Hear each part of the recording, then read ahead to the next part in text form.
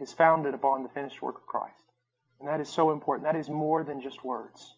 That's salvation. Now, I want us to go again to Hebrews chapter 11. We've been studying faith, walking by faith. And in verse 1, we learned that we could have assurance of things that we hope for, and we could have convictions that things exist and things that are that we have never seen, only for one reason, and that God has spoken. That God has spoken. And if you and I are to ever have faith, we must be filled with the revelation of God. We must be filled with the knowledge of God. It is so important to understand that faith is nothing more than presumption. It's nothing more than a leap in the dark if it is not based upon, thus saith the Lord. And so our God has promised us. And in verse 2, we saw that men of old gained approval by faith. This is always the case. And yet this goes totally against every form of man-centered, man-invented religion. All of that has to do with gaining approval by works, gaining approval by performance, gaining approval by doing this or doing that. But we understand that men of old in the Bible, and women of old, as we will see, they always gained their approval before God through faith, through believing Him. Something very important about this, and something I always tell people, that you will never be anything except a recipient of God's grace. That's all you will ever be. And we reach out, we extend our hands to be recipients of that grace by faith in Jesus Christ. In verse 3, by faith we understand that the worlds were prepared by the Word of God, so that what is seen was not made out of things that are visible. This is such an important statement. If we can believe, if we believe that there is a God, and we believe that this God has such power that He can not only create but also sustain the entire universe, then is there anything impossible for Him? Is there anything impossible for Him? We wonder sometimes, can I trust God with my family? Can I trust God with my finances? Can I trust God with my children? You trust Him every day with these things, whether you know it or not, because He sustains the very universe in which they exist. And if we come to the conclusion that He can do the most miraculous, which would be to create a universe and sustain it, then every other thing is trite before Him. Every other thing is simple. It's a tiny thing. If I can solve this one question, is there a God? Is He who He says He is? Then everything else is over. I can trust Him. I can trust Him. Now, in verse 4, by faith Abel offered to God a better sacrifice than Cain. This is very, very important. That his sacrifice was not acceptable because the difference between blood and grain and this and that and every sort of thing. His sacrifice wasn't more pleasing to God because of something that was in it. It was more pleasing to God because it was offered by faith. He truly believed, as we are going to see later. He came to God believing that God was and that God was the rewarder. I can imagine Abel taking his offering it to God in knowledge that he had something to offer because God gave it to him. And that he was giving something back to God, knowing that it was the right thing to do and that God is the rewarder of those who seek Him. Where Cain, on the other hand, is probably thinking, as so many people do, I don't know why I'm having to give this to God. I had to earn it with my own sweat.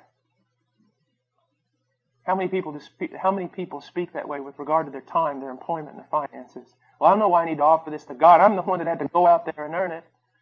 Little do you know, old proud and stupid man, the very breath that you drew every second of every day came from Him.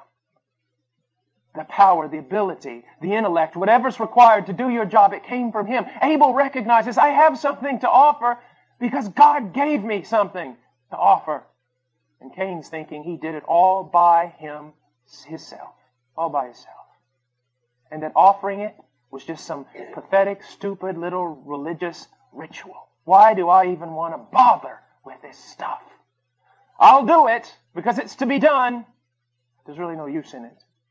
Now, none of us would say that, but we spoke last night about something very important. We do many religious things, even good things, not by faith. When we sing a hymn unto God, when you sang here this evening, it should have been by faith. Believing that God is, believing that God receives such a sacrifice, believing that it was pleasing to God, that it was actually doing something, that it was actually reaching the throne of God, that God was actually hearing your song, your singing, your heart. It just wasn't some empty religious activity that you were doing. This is also good for the servant of the Lord who is burdened by many, many years of service and many, many years maybe of not seeing much fruit, but realizing, no, there is a reason to offer. There is a reason to give. By faith, by faith, by faith. And then we see that through which he obtained the testimony that he was righteous. Something very important. Righteousness comes through faith. Always through faith. And this is very important because faith is the opposite of works. And being the opposite of works, it is also a denial that God could ever be a man's debtor. Do you know when I study religion and I study things of that sort and study cults and everything else that sometimes I have to study, I'm well aware of something. That every religion on the face of the earth, with the exception of true Christianity, is a religion of works. Now, why is that? Why are men glad to receive a religion of works and yet will practically kill a messenger who comes to them and says, it is free, it is a gift, receive it by faith? Why is that? I'll tell you why, because men want to be God. You say, well, what on earth does that have? No, men want to be God. Men want to be the greater. You see, the lesser is always blessed by the greater. When you have a religion of works, what you're saying is, you have blessed God. You have made yourself greater than God. God is the one receiving from you. And now, God owes you because of the things you have done. And that's why men love works so much. They would rather have a religion of works than a religion of salvation through grace and by faith. But we see that men have always been approved. They've always been declared righteous, and only by faith. And then it goes on in verse 5, by faith Enoch was taken up so that he would not see death. And we spoke about that last night. There's a very, very important part here. It says, and he was not found because God took him. I love that. I would like for God to do this to me. You say, well, that's preposterous. God doesn't do that anymore. Where did you read that? God can do it if He wants to. God can do anything He wants to. But I would like that to happen to me. I really would. It would be nice not to die. It says here something very important. He did not see death, and he was not found because God took him up, for he obtained the witness that before his being taken up, he was pleasing to God. Now, who witnessed this? God witnessed this. God witnessed and saw that this man was pleasing. Now, here's something very important to the carnal Christian. There is no such thing, but people who call themselves Christians, though they live in carnality. Here's something very important. There is a doctrine out there that seems to say that men get saved, yet they never really grow in the Lord. They never have a passion for the Lord. They're always carnal. They never grow in sanctification. But bless God, they're saved. And then when they cross over, they're transformed when they're in heaven, and they become pleasing to God. But look at what it says about Enoch. He was pleasing to God before he was taken up. Before he was taken up, he was pleasing to God. Do you know if you could take away absolutely everything of motivation in the Christian life and just replace it with one thing, if you could just 24 hours a day or every waking moment live with the greatest motivation to simply be pleasing to God. Not to do great things, not to be an important person in Christendom, not to be well known, not to be well thought of, just one thing. I desire only one thing of the Lord, and that is to be pleasing to Him. Not to satisfy self, not necessarily to satisfy others, but to be pleasing to God. That's your one goal. What would that fix? Absolutely everything. You say, well, would it fix my marriage? Yes, it would. Because your problem in your marriage is always trying to please yourself. If you set it upon yourself to please God, then you wouldn't have any problems with that selfishness anymore. You say, will it fix my relationships? Most certainly it would. Would it make me a better father? Yes, it would. Would it make me a better mother? Of course. Would it make me a better church? Yes, it would make you a better church. To have one goal. I desire to be pleasing to God. What do you desire? Well, I want to get out of seminary. I want to be in a ministry somewhere. Oh, really? And what if God doesn't want either of those things? Well, I want to get out of college and I want to get a job and go to... Oh, really? We'll have movers and shakers a lot of times. Those are the, kind of guys in Christianity that just know how to move things around, know how to get things going, know how to motivate. Sometimes I talk to these guys and they go, well, what's your vision at HeartCry? What? What's your vision at HeartCry? Jesus Christ? No, no, no, no. What do you want to do? Because you get scared when they start asking you these kind of questions. Get up in the morning and pray. And then I want to read the Bible. And I want to love my wife when she comes downstairs. I'm going to play with my children and go over Ian's Bible verse. Then I'm going to go to church and I'm going to pray with Darren. No, what's your vision? I said, I don't have a vision except for Jesus Christ. I don't want to be anything. I don't want to be a big shot. I don't want to be important. I don't want to conquer the world. I just want to be pleasing to God today, and that is enough. That is enough. And strive as I might, I haven't attained that goal, so why should I look for another? See, the more I walk with the Lord, the more I realize this childlikeness stuff is really important. Visions. Should we have a vision except Christ? Isn't He the heavenly vision? Should we have plans? I mean, what sort of plans? Daytimers, they don't really work well in planning ministry. I know the necessity of organization. I know the necessity of all that, but what I'm trying to say is simply this. So many times we can have plans and schemes and all sorts of things that we want to do and we want to be, and even in the name of the Lord, and yet they're all just fodder. They're all just sawdust. And God will come and tear them all down and say, I just want this from you. What would it be like if tonight we just simply captured this one thing of, I want to be pleasing to the Lord?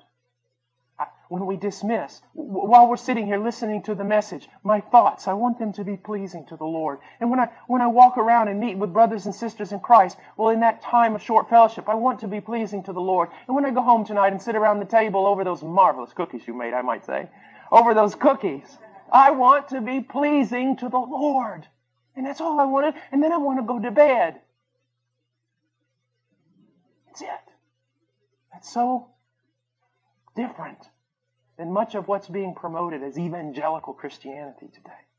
But he was pleasing to the Lord, and he was pleasing to the Lord before he died. This is such an encouragement to me. It is such a great encouragement. Now, here's something that I want you to look at. Now, a lot of times when we hear about Old Testament saints and things like that, we canonize them. We make them into people that they weren't. We think too much of men. When I look at Enoch, and I think of this man, I think of, what was he as a young follower of Yahweh? I mean, how was he? Didn't he probably stumble like me? Didn't he probably grumble like me? Didn't he have all the faults that I have? Wasn't this life of his of walking with God? And I mean, he had hundreds of years to do it. It wasn't a process of growing, but in the end, he was so pleasing to God that God took him. I love what one old preacher said. You've probably heard it 1,000 times, but his explanation of this, I'll never forget. As a little boy, I heard him saying this. He said, well, this is just very simple to explain. Enoch had grown so accustomed to walking with God, they were walking one day and walking, and Enoch just forgot how far he'd gotten away from home, and God looked at him and said, Enoch, we're closer to my house than yours. Just come home with me. I look at this, and I have had the privilege in my life of knowing men like this. Old men and old women, saints of God. And they carry upon themselves this mark. One time a college student said, sir, you're a man of God. I said, no, I'm not. I'm 42. I'm a boy of God. You've got to be at least 65 before you're a man of God. They carry upon themselves this mark of having walked with God. They carry upon themselves this mark of having been loved by God and even chastised by God. They're broken. They're different. They glow. And then they go to be with Him. It gives me great hope. Now I'm in the middle part of my life. I've walked with the Lord just a bit over 20 years. And there is enough in my life to discourage me to think that I'll ever make much progress. But there is Scripture that calls me on to hope that I will make progress. That in the end of my days, Paul Washer will be pleasing to God because it is a thing that the Lord will see to. That it will be done.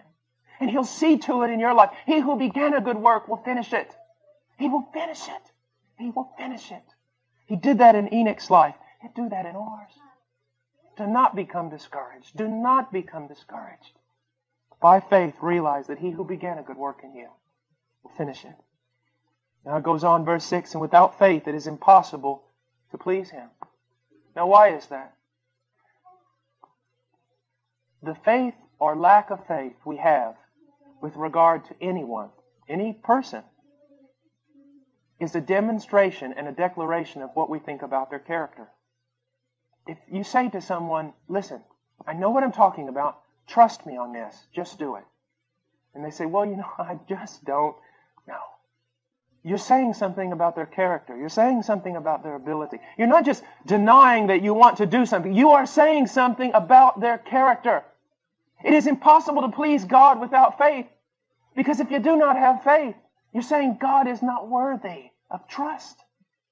And that's what we talked about last night, and it's so important. Many people talk about faith and obedience, and they talk about them as two separate entities. In a sense they are, but in a sense they're not. Why do I obey God? Because it's the right thing to do? That's legalism. Why do I obey God? Because I love Him? Yes, Jesus said that. But let's throw in another element here. I obey God because I believe Him. He tells me to walk a certain way. Or He tells you to walk a certain way. You do that not just because obedience for the sake of obedience. You are obeying Him because you believe that what He says is right. When you disobey God, you're looking up at Him and you're saying, as I said last night, one of two things. One, God, you are ignorant. When you do not obey God, you're saying, God, you simply do not understand. You simply don't know how the world is today. You treat God almost like a teenager would teach an old grandfather. Oh, grandfather, you live in the past. You really don't know what's going on today. You really can't understand, and I can't listen to your counsel. That's one possibility. When you disobey God after He has told you to walk a certain way, you're saying, you just really don't know. Or you're saying, God, you know, but you're evil. You know what's right. You know what's best for me, but you don't want to tell me. Because you want to steal my joy, you want to crush my life, you want to take away my freedom. But when God sets out a path before us as He has in His Word, and we obey it, we're saying, God, I believe that you know everything. And that there is no error in you. And I believe, God, that you are good. There is no darkness in you at all. That what you tell me is the best thing for me, the wisest thing for me, and I will do it because I believe you. When you believe God, or when you do not believe God, you are screaming out what you believe about His character. He's trustworthy, or He's not. He's all-knowing, or He's not. See, that's why disobedience is so vulgar. That is why disobedience is so blasphemous. I said this last night, I want to say it again, because sometimes people who run somewhat in our circles are always talking about the law, as though it was something more important than God Himself, as though it was something that God had to submit to. My friend, disobedience isn't a horrible, terrible, wicked thing just because a rule has been broken. It is because a holy God has been offended. A God worthy of all obedience has not been obeyed. We are declaring that we do not believe Him. We are declaring either that He is evil or that He does not know all things. We are attacking the very character of God. We are offending Him when we disobey Him. And that is why sin is so terribly sinful. So terribly sinful. Now, it is impossible to please God without faith. Now, I want you to think about something. Jesus headed off to do what He needed to do, and the disciples said, look, they want to kill you there. Don't go back in that area. And He says, I'm going anyways. And they look at each other and kind of shrug their shoulders and say, well, let's go die with Him. Now, in a sense, they were loyal. In a sense, they were being devoted. But they weren't believing. They were doing something, believing that it would result in nothing. You say, well, what are you trying to say? I'm trying to say that there is I hate to use this word, but there's a real optimism in faith. There is a real optimism in faith. And I know you can take that and do silly things with it, so don't. But there's a sense of being optimistic that when God has commanded me to do something, there's a reason for it, and there is an end result. Although I might not see the promise, although I might not grasp it in my hand, there is an end result, there is a reason. I will do this. Why? Because God is true. Because He is, and He is the rewarder of those who seek Him. If I obey Him, there is a reason for it, an end result that is good. I see so many people that almost treat themselves as though they were martyrs and martyred by God. I'll serve Him for the sake of nothing. I had someone come up to me one time and they said, you just give so much to God and being a missionary and doing all this stuff. And I said, what are you saying? Well, you're just so, humble and giving and full of piety and so selfless. I go, man, you have been reading all the wrong books. I said, you've got it all wrong. He said, well, then why are you in the jungles of Peru and doing all these things? I said, because I studied finance at the University of Texas. He said, what? I said, yeah, I studied, a lot of things like that. I was going to be a lawyer, and I was going to, investments, and I studied all that. That's why I'm doing this. He goes, what are you talking about? I said, I'm talking about investment. That's what I'm talking about. Young person, I'm talking about investment. It has very little to do with piety. It has very little to do with being selfless. It has to do with, do I believe that God is and that He is the rewarder of those who seek Him? I have one life, and as I was sharing to the young people this afternoon, this is not a dress rehearsal. I don't get a second chance. I have one life. Now the question comes down to, how am I going to invest it? If God is, and He is the great rewarder of those who seek Him, then seek Him I shall. I've got two options here. I've got two portfolios. Don't I?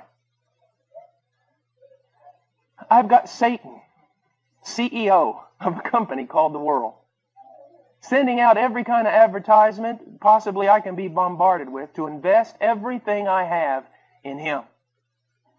I don't know about you, but if I'm going to do any kind of investment, I'm going to check out the CEO. I'm going to check out the company, and I'm going to check out those who have invested and see how well they are doing. Well, I'm going to tell you something. I've looked at the CEO. He's never kept a promise as long as he has existed in his fallen state. And I've looked at his company. It is in shambles. It is in absolute shambles. And I've looked at those who have invested their lives in his way, and they are in hell. And I don't want to seem trite. I don't want to seem irreverent or anything. But I've looked at the other portfolio, and there stands the Lord Jesus Christ. Truth incarnate. Faithfulness incarnate. Selflessness incarnate. Who's laid down His life on my behalf and offers me a kingdom that will not perish. This has nothing to do with some little missionary and his piety. This has to do with finance. This has to do with investment. How are you going to invest your life? Do you believe that God is and that He is the rewarder of those who seek Him? Do you believe that? Do you believe that this world is passing away? Do you believe that there is a kingdom coming? Do you believe in things that eyes have not seen and ears have not heard? Have you caught a vision of the one who died, yea, rose again from the dead? Have you had a glimpse of His faithfulness? I was very young, very strong. I'm middle-aged. Tomorrow I'll be old.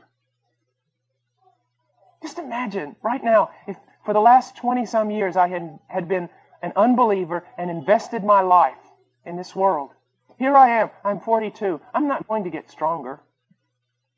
I'm not going to get younger. I'm definitely not going to get better looking. What's happening? I've hit the other side. And if I had invested these last 22 years of my life in this world, as I stand here right now, would I have such joy? No, I would be saying glass half empty instead of glass half full. I would be saying half my life gone, the rest of it, it's just rolling downhill. But you see, it's completely the opposite for me. This candle is going out because the sun is rising. When the sun rises, you don't need candles. I've got max. Who knows? My luck, I'll have to live here till I'm 120. But 40 more years. 20 in Christ has flown by.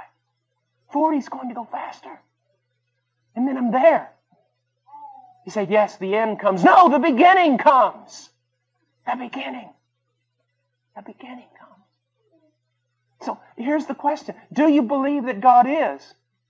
Yes, I do. Well, do you believe that He is the rewarder of those who seek Him? Then seek Him, that He might work out His purposes in your life.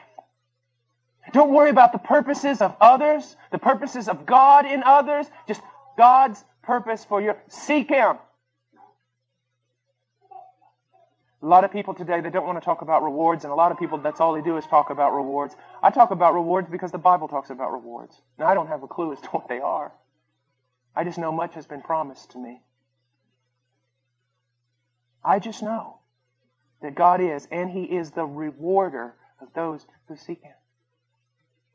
I hear sometimes people will say to an old saint or say to a missionary, you've given up so much, and they just look at the person like, you don't even have a clue as to what I'm doing, do you? I've given up so much?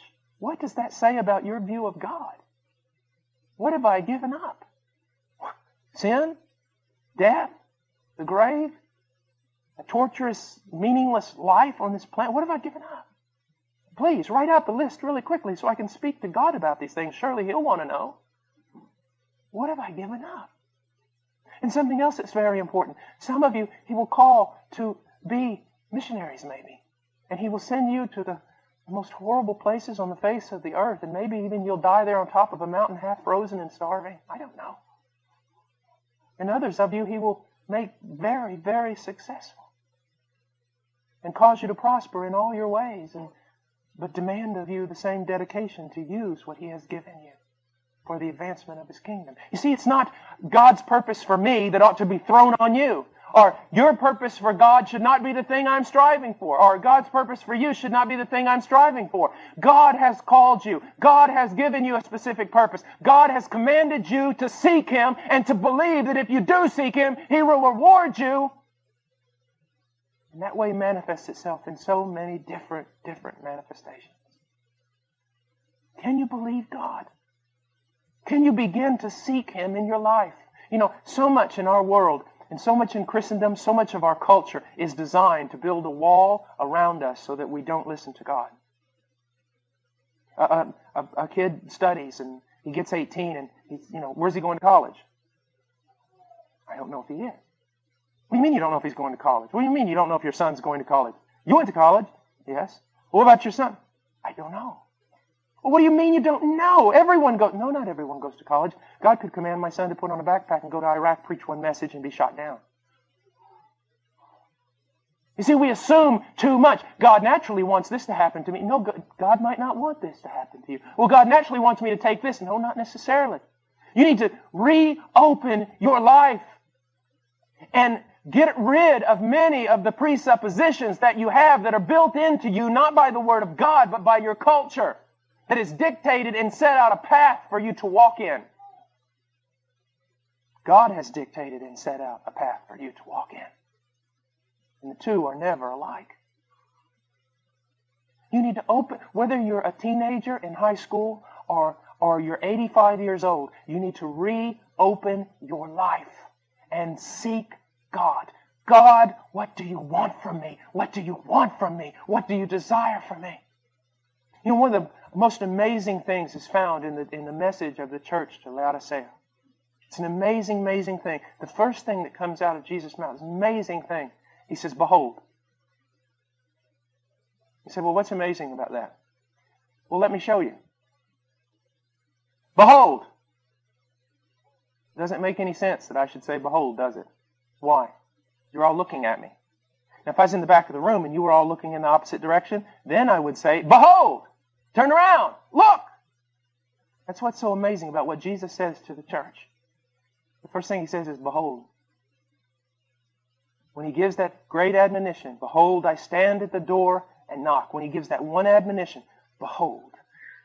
Why does He say that? I'll tell you why. The church is looking in the wrong direction. And He has to call their attention back to Him. And you know what? I'll just bet this, that church in Laodicea is looking in the last place that they saw Jesus. Now, what do I mean by that? So many times I told a missionary one time, he was talking to me, an old missionary, and he said, Brother Paul, tell me about what's going on. I said, well, Brother Trammell, I said, Peru is God's will for my life. Hold it. He said, Peru is not necessarily God's will for your life. He said, Peru is God's will for you today. And he said, and if you close yourself off from God thinking that Peru is God's will for your life, you could really miss out on what God's going to do in the future. It's the same way with you. Possibly Jesus came to you and said, behold, I want you to do this. And so you started going, but you fall into the trap of this is God's will for my life. And you're missing the fact that maybe now He wants you to go into another direction, or maybe He wants you to run in a different way, or do a different thing. And so we always have to be seeking Him, always believing that He is the rewarder, never getting trapped in some spiritual rut thinking, okay, this is what I do, this is what I do. Now God doesn't have to talk to me anymore. We have to believe. We have to believe that He's the rewarder of those who seek Him. And you have to begin seeking Him again if you're not seeking Him now. Every aspect of your life, you ought to seek Him. Every aspect. I don't care what it is. You're going to go buy a pair of socks tomorrow. Lord, I'm going to go to the store today. Need some socks. Give me wisdom. Help me. You ever stand in a mall and just sit there for 4 hours trying to figure out which tennis shoes you should buy? You can't even decide what tennis shoes you should get. How are you going to make major decisions in life without the will of God?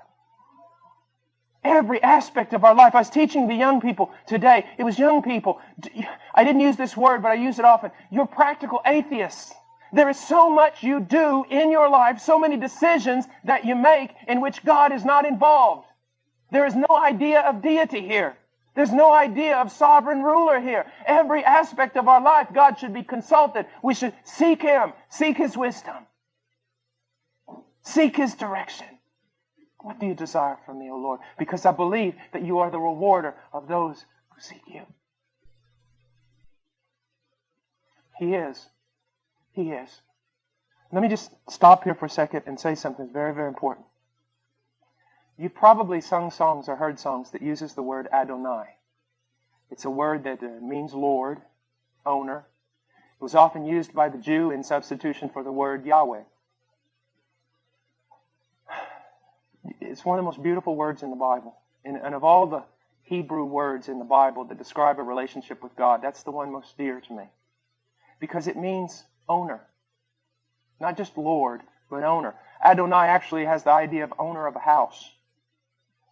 It's the owner.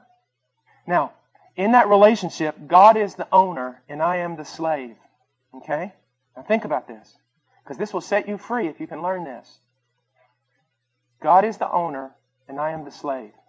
Now, as a slave, slaves actually slavery can be actually very liberating. As a slave, I get up in the morning, I go to bed at night, I have only one concern as a slave, the will of my master. That's it. Think about talk about reductionism, simplifying life. I only have one concern, the will of my master. I get up in the morning, Master, what is your will? Midday, Master, that was finished. What is your will now? Go to bed, right before bed, Master, I'm going to bed. Tomorrow, start again. They said, well, what's great about that? I'll tell you what's great about that. Slaves only have to be concerned with one thing, the will of their master. They don't have to be concerned with what they're going to eat, where they're going to live, who's going to protect them, shelter them, absolutely anything. Why? Because that's the master's job. The slave only has to be concerned with the will of his master, and the master has to be concerned with absolutely every need that slave has. Do you know how beautiful that is? How wonderful that is? They say, what do you say, Brother Paul? We should all quit our jobs? No. What you've got to learn is Christianity has not worked out just in the context of full-time ministers. Christianity's worked out in the context of every believer. Every believer is a slave of God. Have a doctor in the audience tonight. A doctor, he gets up in the morning. Yes, he's got to look at patients. He's got to do all this stuff. He's got to figure out stuff. But underlying every bit of that is only one thing. What's your will? Well, God says, it's my will that you be a doctor. That you be good at it. But underlying all of that, there's just one question. What's your will? And then what happens? Then God has to take care. It's almost a covenant relationship the word Adonai describes. I have made covenant with God to do one thing, to be His slave and to concern myself with His will. God has made covenant with me to take care of me and my own. And in 20-some years of walking with God, He has never broken His covenant. I have broken mine. He has never broken His. There has never been a time a need has not been met. There has never been a time I have not been cared for. He is the rewarder of those who seek Him. Make this a little pastoral. I was at a church in Barranco in Lima, Peru that was, while I was pastoring it, it grew. It had about 200 people. It was going extremely fast. A lot of things were happening. And a man who was used of God to really be a blessing to me down there, he came to me one day and he was watching all the services and all the activities and everything that was going on. And he walked up. He's like the Apostle Paul of Peru. He's a little bald-headed man. He walked up and he goes, "This is not good, Paul." And I said, "What, Brother Hurtado? What's not good?" "It's not good. You're leading your people into idolatry." And I said, "What do you mean?" He goes, "You're everything for them." He says, "They got a problem. Where do they go?" I said, "Well, they come to me. I'm the pastor." "Oh, I wasn't aware they were supposed to do that, Paul." And he had me helped me to restructure my entire ministry. So, you've got a problem. Where do you go? The pastor? Let's say I'm your pastor, and you come to me with a problem. You say, "Brother Paul, my marriage, I'm having trouble in my marriage, things aren't going right, and I just need some counsel. I need to know what to do." I say, "Okay. What has God shown you?" "What do you mean, Brother Paul? What has God shown you? In your time of seeking Him in the Word of God in prayer, what has He shown you?" "Well, I came here. I need help." You see what's happened? They have not gone to God. We've developed some popish system that isn't biblical. I say, "Listen, dear brother, we can't work it this way. Here's what I want you to do. I want you to go home. And I want you to go home for the next week or two, however how long it takes, and I want you to seek God in prayer. I want you to seek Him in His Word, and I want Him to tell you what you ought to do." He says, "But I don't even know where to look, Pastor." "Oh, well, that's where I come in. I start writing out verses, passages for him. Here. What has He shown you?" "Well, I just didn't have time to seek." "I'm sorry, I can't help you either." Or, "Pastor, I've sought, but there's still some confusion, and well, now I can work with you. You've gone to God. You're seeking God. You're believing that He is the rewarder of those who seek Him. It is to take the congregation and to not substitute ourselves and put ourselves in the place of God, but to lead the congregation to run to God with every need, to be there in counseling, to be there to help clear away confusion, to be there to help with doctrinal issues, but to always send the congregation immediately and first of all to God and teach them to learn to seek God and to believe that He is and He's the rewarder of those who seek Him. We have to be very, very careful about the things that we do in church. Very careful. To turn to God. To whom do you turn? When you've got problems and different things in your life that are going on, usually we'll confide in a friend even before we'll confide in God. Usually we'll talk to all sorts of people, get all sorts of opinions, but we won't wait upon God. Or we'll cry out to Him for a minute and then become discouraged and immediately get on the telephone. Whatever happened about enduring in His presence and waiting upon the Lord? When the Bible talks about waiting on the Lord, it's usually always in the context of trials and needs and confusion and problems. But we want a quick fix. We want something to happen now. We want to go to a man. We want a king. When we should be seeking the only one. The one who is the rewarder of those who seek Him. I remember growing up early in my Christian walk, being in a church with a tremendous, tremendous pastor. And throughout my life, I've known, my younger life, I had the privilege of meeting men that were tremendous, tremendous men of God. And you know what was so amazing? God never allowed me to enter into any of their inner circles. God never allowed me. He never allowed one of those men to befriend me. He never allowed one of those men to take me under their arm. I always felt like I couldn't figure out, why am I the outcast? I mean, all my friends are discipled by him. They won't even look at me. And sometimes it was resentment. Sometimes I would get mad. I think, well, what am I? Just some dead dog somewhere? No one wants to help? I knew God was training me. He wanted me to learn to look to Him and to Him alone. He sent me to Peru for years and years alone, with no missionary organization, no anything. Just a little church in a cornfield back in Illinois that was willing to send me. Wanted to teach me. Look to me alone, alone, alone. I'll give you no king. I'll give you no help. I will be your helper.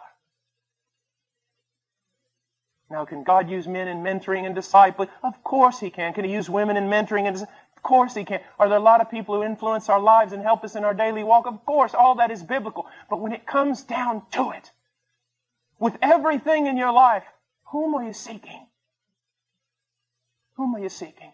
So many people want second-hand revelation, don't they? Moses, we can't stand to be in the presence of God. You go there and then you talk to us.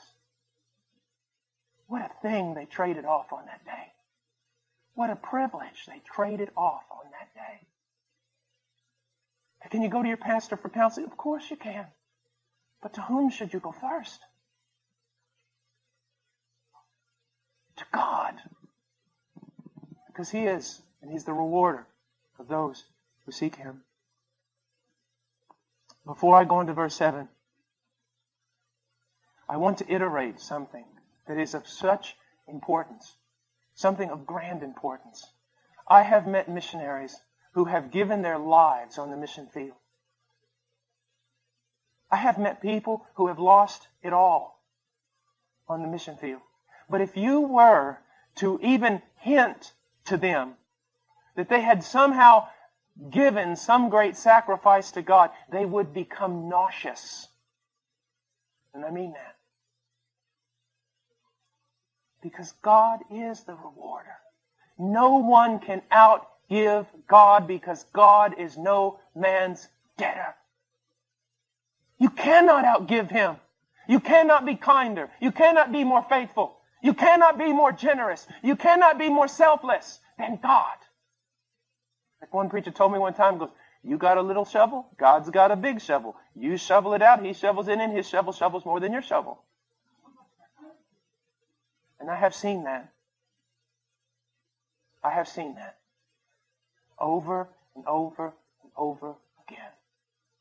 So many stories that I could just right now tell you that God has worked for me. So many testimonies of His faithfulness in our mission. So many times Him coming through at the last hour in unbelievable deliverance. So many times. I set myself many years ago to follow the example of George Mueller. Because as in his day, he desired to show people that God would meet the needs of a ministry, even if that ministry never made their needs known to a single man.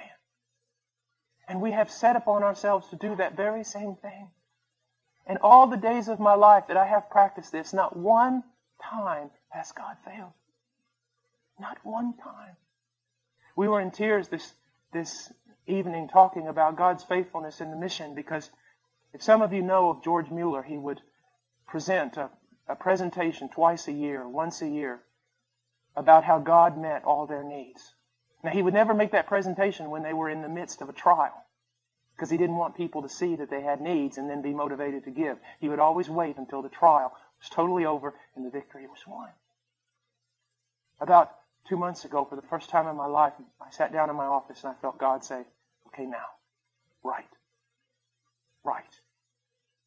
Tell, write from this day forward of my faithfulness. That was in November. We support almost 90 missionaries and their families. And we tell no one our need. In November, The moment he told me to start writing, support stopped. It stopped. We were at the 25th day of November and not one missionary on the field had been paid. The staff had not had salaries for a month. And yet not one staff member went hungry. Not one staff member failed to pay a bill. As a matter of fact, all of us got together and figured out that somehow we prospered more without getting a paycheck than when we got one. And then it started coming and coming, and God met every need of every missionary. He has never one time failed. Never one time in all these years. Do you read how many missionaries? 90 missionaries and their families. Do you know what that requires? And do you know that God has met it every month, every year, and never one time has He failed? Never once having to call, never once telling someone our need, and then all of a sudden, people just start giving. Go out to the mailbox after receiving almost nothing, and the mailbox is filled. God has never failed. Never failed. So many times I have sat there in my office, I have cried, I have grumbled, I have doubted, I have been miserable. So many things, not trusting my God. And in spite of my lack of faith, He has never failed. This is not about the faith of some super spiritual saint. It is about some weak, grumbling little child who can't even learn one lesson about faith. And yet God never, never, never, never fails. Can't you trust a God like that? Can't you begin to trust a God like that? I have a little plaque in my office that said, God gives the best to those who leave the choices up to Him. Can't you trust God with your finances? Can't you trust God with your needs? Some of you want different things and need different things, and you go in debt to get them when only if you would have waited upon God, He might have provided that very thing for you without cost. You see, this is not just something that's dealing with missionaries. This is about every aspect of our life. I mean, praying for shoes. And last week, someone bought me these shoes.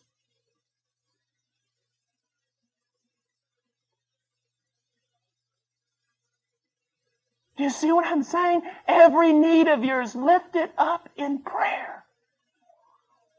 Every need of yours into prayer. God so much appreciates, so much loves. Prayer is so much a part of who God is. Why? Why? Prayer to me is like singing in a round. Do you know what singing in a round is? You know, sing hallelujah to the sing hallelujah to. When you sing something and sing it back. Singing in a round. That's the way I see prayer. Someone asks, well, how does the sovereignty of God and prayer and all that work together? Well, I'm going to explain it all to you right now. This is the way I look at it in a simple, childlike way. God sings to me a prayer. In His sovereignty, there is something that He wants me to ask Him for so that He can get glory out of giving it. And so He sings to me a prayer so that He will lead me into praying a prayer that I will pray back to Him and that He will answer. Well, why doesn't God just give it? Because He wants double glory. See, if I didn't pray for it and He just gave it, I would give Him glory for giving it. But not only do I give Him glory for giving it, I give Him glory for answering prayer. Singing it around. I had a friend, Herb Williams, and I love him so dearly. You know, when I get around a bunch of Calvinists and they start bad-mouthing Arminians, I just think about, oh, Herb. He loves God more than I think I ever will, and he's as Arminian as he can be. And if that offends some of you, well, you can just get glad in the same pants you got mad in. But I remember one time he wanted a guitar. He prayed for 6 months. And one day he walked out at like 8 in the morning, getting ready to go to the ministry. We all worked in a street ministry. And he opened the door, and there on the board was a guitar. You say highly impractical. Everything my God does is highly impractical. You see, one of George Mueller's greatest desires was that people would see the ministry that God had given him, and that those people would trust him, would trust God to meet their daily needs, would trust God to take them by the hand and lead them. My greatest desire for Heart Cry is not missions. It's really not. The main purpose of Heart Cry, and God would never allow me to do it before, would be to tell people He never fails. And the wonderful thing about it is that spiritually, I am a loser. If you only knew what I really am. If you only knew how much I whine, how much I doubt, how much I'm faithless. If you only knew the times I can't even have a quiet time. I can't even get up enough gumption to read my Bible for 2 days. I know most people don't want to hear that because they want to honor men more than they should. And people get mad at me for saying that. It's true. I have trouble obeying. Talking about theology, I'm still working on trying to figure out how to love my wife. I can't think of one reason except that He set His seal upon His children to do them good. You see, one day when I get to heaven, Brother Jennings is not going to come up and throw his arm around me and say, I want to glorify God by telling you all the wonderful things Paul Washer did for him. He's going to throw his arm around me and say, I want to glorify God by telling you all the wonderful things that God did for Paul Washer. You see the difference? You see how twisted we can become? Well, if I can only reach this spiritual level, if I could only learn to pray this way, then yeah, God would do that too in my life. That is just stupid. Do you know what my most powerful prayer is? The most powerful prayer, when I'm in trouble, when I have to pull out the big guns. You know what my most powerful prayer is? The one that gives me most comfort at 3 o'clock in the morning in the dark? This. Lord, you know, I'm going to bed now because you know.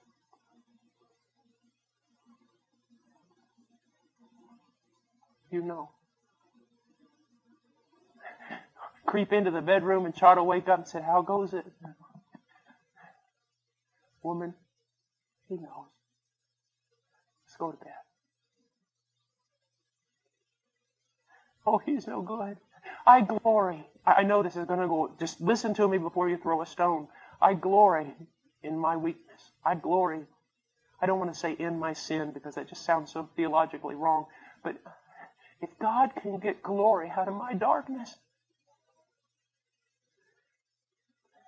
how do all these missionaries get paid? How this happens?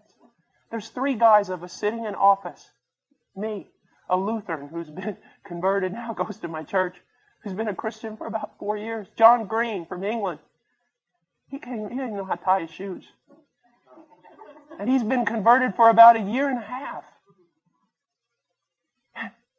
And we get in there and sometimes, what are we going to do? Well, I don't know. Pray. God help us, God. That's it. And He does. And He does. I remember one time when the blessings, this was so funny because God showed this to me and Darren at the very same time, to the point we looked at each other and started laughing. There was a time, it was like a year ago or 1.5 years ago, I forget, and it was just like all the blessing cut off. Everything. And I walk in the office and Darren's in there and we're praying and then we start talking. I said, Darren, is there some sin in my life? Is there some sin in your life that's blocking God's blessing on us? As soon as I said it, I looked over at him, he looked over at me, and we just busted out laughing. And I go, are you thinking what I'm thinking? He said, yeah, I'm thinking what you're thinking. I'm going, well, a couple months ago, God was pouring out blessing all over the place. I was just as sinful then as I am now. So that can't be the reason. Now, I'm not making light of sin, and I'm not making light of holiness. You ought to hear me preach on holiness. It scare you to death. But the point that I'm trying to make is that God is not doing this because men have done something. God has set His seal upon His people to love them and to answer their prayers and to be faithful to them. You see, if it was any other way, you would walk out of here tonight, especially some of you young Christians, thinking, man, gosh, if just one day, hopefully I could arise to Paul Washer's level of spirituality and faith, then God would do something great through me. If that's the way you feel, come listen to me pray sometime. You'll walk out of there going, God can help this guy. He can help anybody. He can help anybody. He is the rewarder of those who seek Him. And here's something about seeking God. It doesn't have to be a lot of noise. I know I'm telling you a lot of things just from experience tonight, but I want you to realize this. How unorthodox seeking can be, as long as it's seeking. I remember when I first set up on myself to seek the Lord. I know it was a sovereign work of God because I don't know how this would ever happen in my life. It was never repeated. But when I was a young Christian, God set it up on my heart to seek Him. And He gave me grace so that hours a day I was seeking Him. And I've all these promises, seek the Lord and, He'll show Himself to you, and all this different stuff. I'm quoting from Jeremiah and Matthew 7:7. And it got turned from minutes into hours. And that's something because I fall asleep all the time when I pray.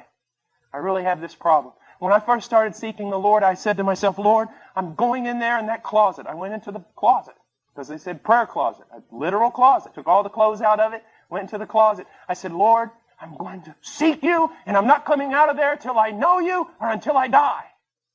15 minutes later, I fell asleep, and all my roommates came home, found me in the closet sleeping. They said, this Christianity stuff has just gone wild. So I took an alarm clock and set it for 15 minutes because that's about how long I would last praying. I'd go sleep, it'd go off, I'd wake up, I'd set it again, start praying for another 15 minutes. And something unusual started happening. As I prayed more and more, I said less and less. To the point where it was simply this: Lord, it's now 4 months and 6 days. I've been doing this, and you haven't come yet. I'm here again, and I'll be here for the next couple hours. Okay, I'll see you tomorrow. Just wanting one thing. God, you said you would come. I don't have anything else to say. I'm just going to wait here until you do. And come back tomorrow. And come back the next day.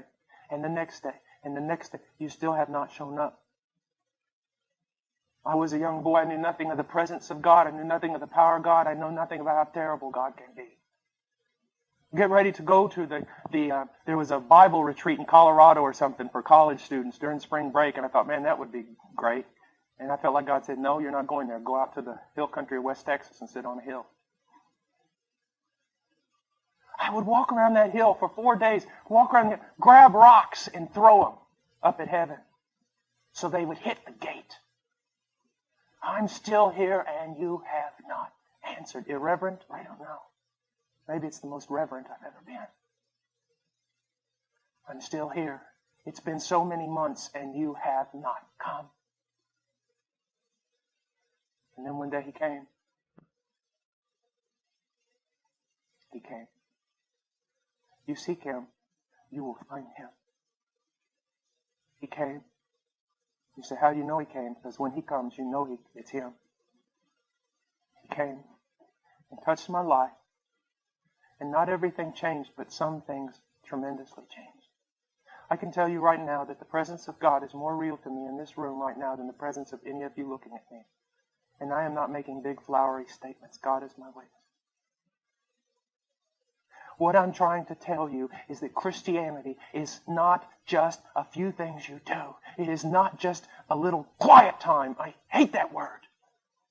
Quiet time. It's like putting your wife in a closet and coming to her at 4:30 for a half an hour saying you can come out now, and then at 5 o'clock putting her back in there again. This is quiet time. It's not just this quiet time. It's not just this rules of do's and don't. It's not just being faithful for no reason at all. No, there is a God out there, and if you will seek Him, He will be more real to you than anything. More reality in Him than in all the faces you can see with your physical eyes. Seek Him. He is the rewarder of those who seek Him. Not seeking to be a missionary. If you're seeking to be a missionary, stop. Not seeking to be a missionary. Not seeking to have a ministry. Not seeking to do something. And most certainly not seeking a vision. Unless it be a vision to Christ. I seek Thee. Lord, I come here with noble purpose in my heart. I speak not this night for China, nor for India, nor for the lost, nor for ministry, nor for any other thing. God, I come here with much more noble purpose. I seek Thee. Audience with Thee, and I'll not be content until I see Your face. It's the difference between secondary revelation and primary revelation. And what I mean by that is this. John Piper speaks a lot, says a lot of wonderful things, but in his voice, I detect a bit of reality. I detect that what he is speaking, he has felt, he has seen, he has experienced. But I go to colleges all over the country and I hear little boys quoting Piper. I hear preachers quoting Piper and quoting this and quoting Edwards and all these different things. But they're just like little parrots that are parroting something that they heard from someone else but did not go to the mount to find it themselves. It's a difference between boys and men. Women of God and girls of God. Triflers and pilgrims. Oh, that one day my boy would come to me so disturbed.